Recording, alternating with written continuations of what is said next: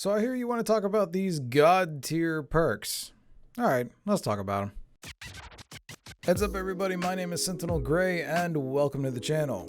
So, god rolls. You've probably heard about them. Well, let me tell you something. God rolls vary, and I don't mean from weapon to weapon, but they also vary on player to player. The best example I can give you is a personal one of mine. I have friends who swear by and die on the hill that Surplus is an absolutely amazing perk that should not be passed up. I disagree. I think Surplus is good when paired with Wellspring, but beyond that, you shouldn't look for weapons rolled with it. Let me explain these two, just in case none of you know or just in case you need a refresher. Surplus increases the handling, reload speed, and stability of your weapon for each fully charged ability you have. Wellspring grants ability energy on kills divided among uncharged abilities.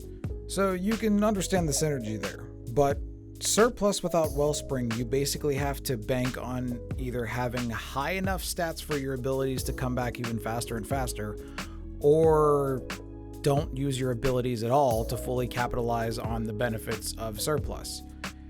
Neither of those things I'm really about. I'm not about having 100 stats and multiple, trying to dedicate 100 to multiple stats or whatever, for the sole purpose of doing that for just a gun. And I use my abilities a lot. I don't know who doesn't use their abilities in Destiny. Anyway, the point that I'm getting to is not everyone has the same quote-unquote god roll or the same quote-unquote god tier perks. And there's roles for practically every different person, playstyle, and every different situation.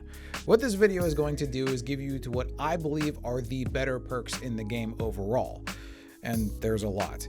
As much as I'd love to sit and break down the reasons how these perks could work together and everything like that, I don't think you have time for that. However, if you want that sort of video, I am more than willing to go through and tell you my personal god rolls, how they work, and stuff that I've actually sat down and worked out in my head of oh, this will work really well this way.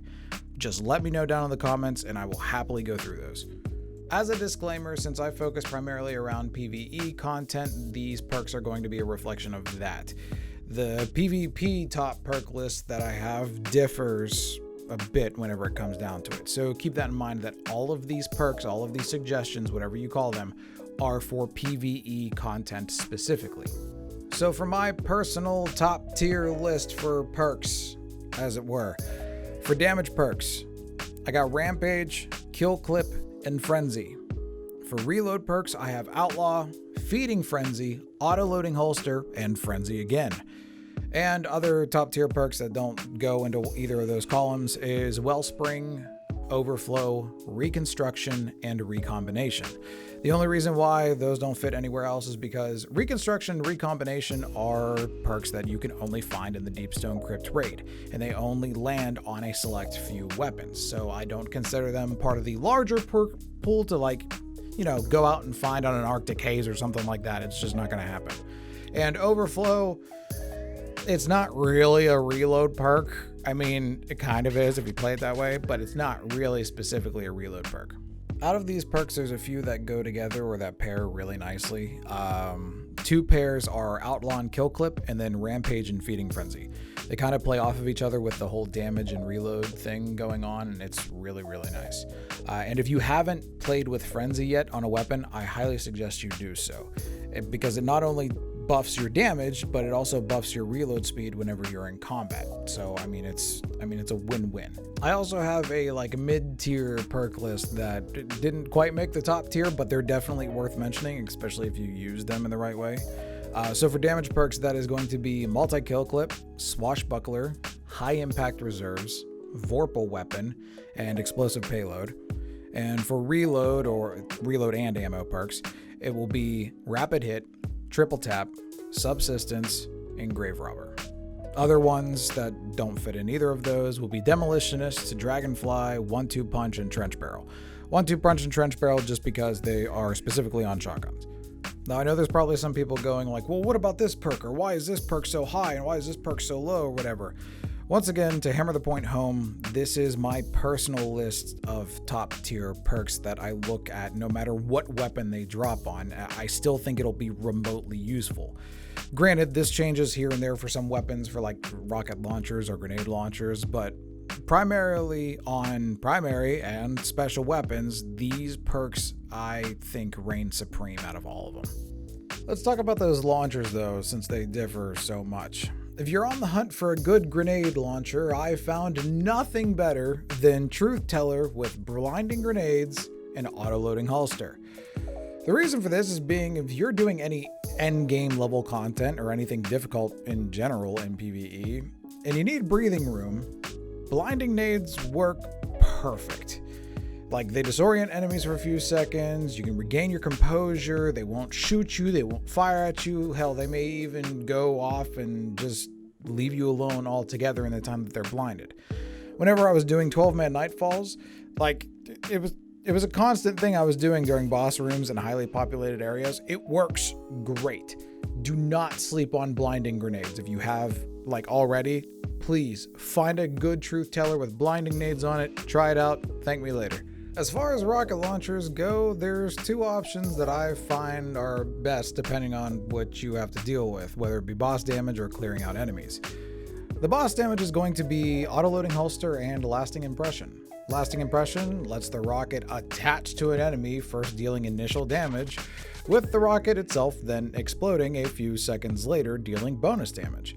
And currently, as of making this video, this is season 13. And they recently buffed rockets at the beginning of the season, so they're definitely viable for boss DPS. If you want to do some crowd control though, keep auto-loading holster on but swap out lasting impression for cluster bombs. This works on loads of smaller enemies or, you know, like that one stray major enemy that just happens to be in your way. The reason why I say you should swap out lasting impression for cluster is because if you're trying to clear out enemies, you don't know how long they're going to be there. So firing a cluster rocket is way better than sitting there hoping that the rocket that you put on the ground like 2 seconds earlier is still going to be around enemies and that they didn't scatter, which they usually do. By now you've heard me harp on auto-loading holster like twice, and if you don't understand the importance or the impact of auto-loading holster or what it has for special or power weapons, and you're sitting there like, what the hell is this guy going on about? Let me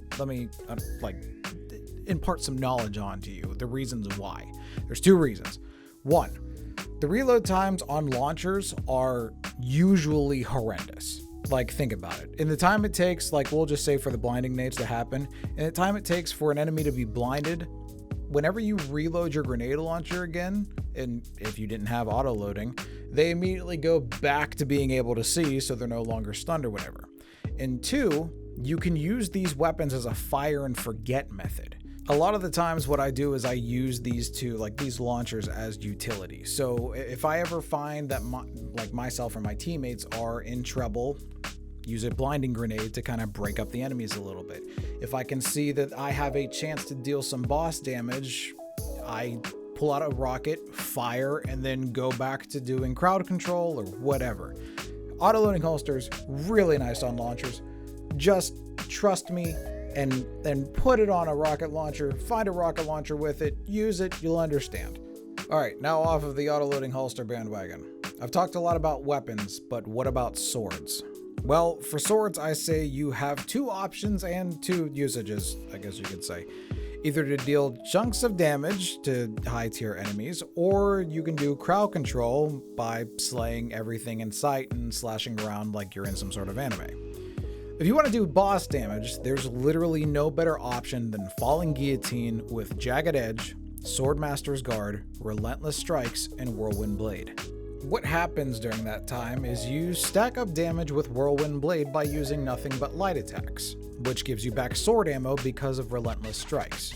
You use your heavy attack once Whirlwind Blade reaches a ×5 multiplier, status, whatever the hell you want to call it, and then continue light attacks until your heavy comes back. this has been the way to use this sword, and this has been the way to deal damage with this sword for the past few months, like ever since this sword has come out. So it's still tried and true today, even with the nerf. Now for crowd control, the first two weapon perks or traits, whatever, the guard and the edge, really don't matter. But what you will want is relentless strikes and surrounded. With these two, you can deal bonus damage while being around 3 or more enemies and gauge sword ammo back by just slicing them up with light attacks. No need to do any heavy. Well, that is going to be all for the general perk video. Like I said, if you guys would like me to go into a little bit more depth into different perks, especially for different types of weapons, I'm fully willing to do like the best perks for auto rifles or scout rifles or sniper rifles or whatever you guys want. I'm fully willing to do that. Just please let me know down in the comments below.